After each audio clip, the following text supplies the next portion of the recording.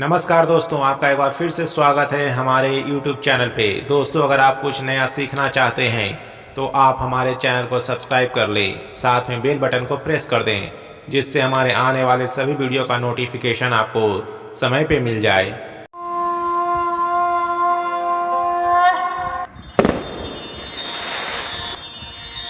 दोस्तों, ज्ञानवापी मस्जिद शिवलिंग मामले को लेकर देश भर में चर्चा है। मस्जिद परिसर के सर्वे में शिवलिंग निकलने के दावे के बाद यह और गर्म हो गई है। एक पक्ष इसे फव्वारा बता रहा है तो दूसरे का दावा है कि यह शिवलिंग ही है। हिंदू पक्ष के वकील ने दावा करते हुए कहा कि जो शिवलिंग 4 फीट व्यास का है और 3 फुट ऊंचा है, उनके मुताबिक काशी विश्वनाथ कॉरिडोर में स्थित नंदी भगवान के ठीक सामने 83 फीट दूरी पर वजू खाने के बीचों बीच शिवलिंग मिला है। जहाँ भी देवों के देव महादेव पूजे जाते हैं या उनका मंदिर होता है, वहाँ नंदी का जिक्र आता ही है। शिव की मूर्ति के सामने या मंदिर के बाहर शिव के वाहन नंदी की मूर्ति सदैव स्थापित होती है।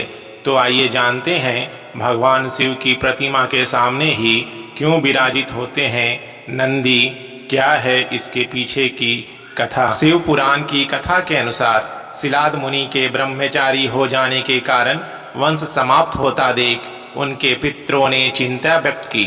मुनि योग और तप आदि में व्यस्त रहने के कारण वे गृहस्थ आश्रम में प्रवेश नहीं करना चाहते थे।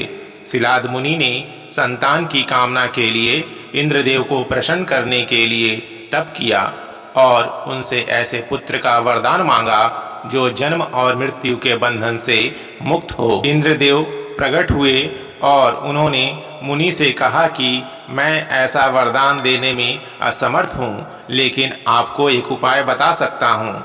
उन्होंने भगवान शिव को प्रसन्न करने के लिए सलाह दी। इंद्रदेव की आज्ञा के अनुसार सिलाद मुनि ने भगवान शंकर की कठोर तपस्या की। उनकी तपस्या से प्रसन्न होकर भगवान शिव ने स्वयं सिलाद के पुत्र के रूप में प्रकट होने का वरदान दिया। भगवान शंकर के वरदान के कुछ समय पश्चात हल जोतते हुए धरती से एक बालक प्रकट हुआ। सिलाद मुनि ने उन्हें शिव का वरदान समझा और उसका नाम नंदी रखा। जैसे ही नंदी बड़े हुए तो भगवान शंकर ने मित्र और वरुण नाम के 2 मुनि सिलाद मुनि के आश्रम में भेजे, जिन्होंने नंदी के अल्प आयु होने की भविष्यवाणी की। नंदी को जब यह ज्ञात हुआ तो उन्होंने मृत्यु को जीतने के लिए भगवान भोलेनाथ की कठोर तपस्या करना शुरू कर दिया और वन में जाकर शिव का ध्यान लगाया। भगवान शंकर नंदी की तपस्या से प्रसन्न हुए और शंकर के वरदान से नंदी मृत्यु भय आदि से मुक्त हुए।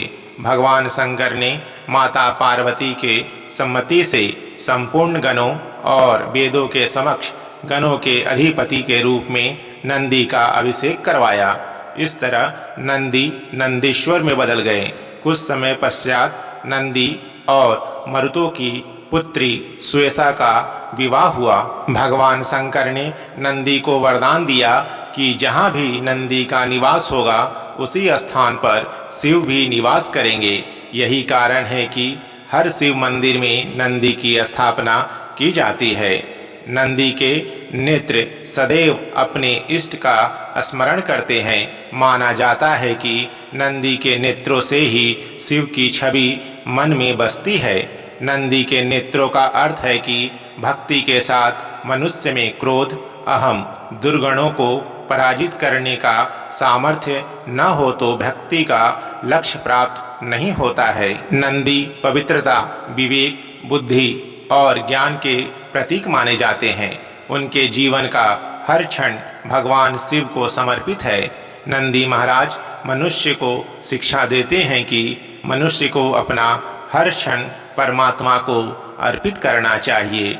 यही कारण है कि हमेशा नंदी भगवान शिव को देखते रहते हैं। दोस्तों, कमेंट में कमेंट करके ज़रूर बताइएगा कि आपको यह बात कैसी लगी।